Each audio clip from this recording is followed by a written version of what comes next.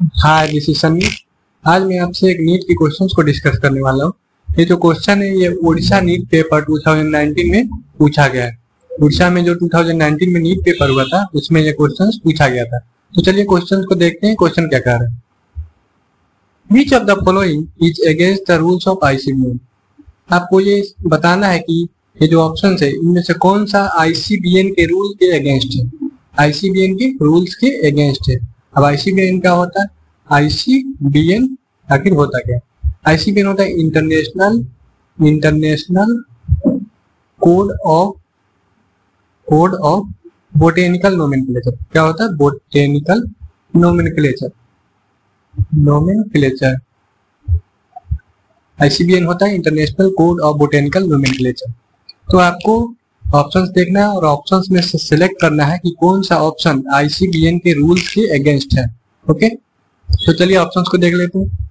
पहला जो ऑप्शन है option A, handwritten scientific names should be underline.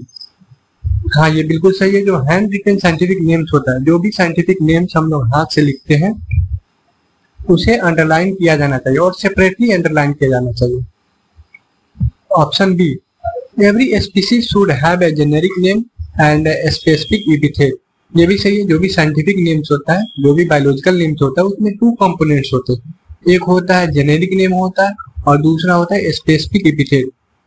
Generic name को हम लोग बोलते हैं जीनस और स्पेसिफिक नेम को हम लोग बोलते हैं स्पीसीज। तो ये भी सही है। बायोलॉजिकल नेम में टू कंपोनेंट्स होते हैं, एक होता है जीनस और दूसरा होता है स्पेसिफिक एपिथेट या स्पीसीज। चलिए ऑप्शन सी को देख लेते हैं। Option C, scientific names are in Latin and should be italicised. जो भी साइंटिफिक नेम्स होते हैं वो लैटिन में होते हैं, ये भी सही है। और उसे इटैलिसाइज करना चाहिए, यानी उसका जो फॉन्ट्स होना चाहिए वो इटैलिक्स होना चाहिए। इटैलिक्स क्यों होना चाहिए? इटैलिक्स इसलिए होना चाहिए क्योंकि उसके लैटिन ओरिजिन का पता चल सके। समझ में? तो ये भी ऑप्शन जो है ये भी सही है। तीनों ऑप्शन तो अभी तक सही है, लेकिन हमें क्या ऑप्शन ढूंढना है? कौन सा ऑप्शन ढूंढना है? हमें उस ऑप्शन को ढूंढना है जो ICBN के रूल्स के अगेंस्ट है। ऑप्शन डी को देखते हैं। Option D, generic and specific names should be written starting with small letters. ये जो जीनस होता है और स्पीसीज होता है स्मॉल लेटर से लिखा जाना चाहिए। क्या ये सही है? ये गलत है, क्योंकि जो जीनस होता है वो हमेशा कैपिटल लेटर से शुरू होता है और जो स्पीसीज होता है वो हमेशा स्मॉल लेटर से शुरू होता है। तो ये जो ऑप्शन नंबर डी जो आपको दिखाई दे रहा है, ये ऑप्शन क्या है? ये ICBN के रूल्स के अगेंस्ट है और इसीलिए करेक्ट ऑप्शन कौन सा होगा? करेक्ट ऑप्शन आंसर डी होगा। ये जो ऑप्शन आपको ABC दिखाई दे रहा है ये ICBN के रूल्स के अकॉर्डिंग है और इसलिए ये ऑप्शन नहीं होगा, क्योंकि क्वेश्चन में हमें पूछा गया था कि वैसे ऑप्शन को हमें बताना है जो ICBN के रूल्स के क्या है?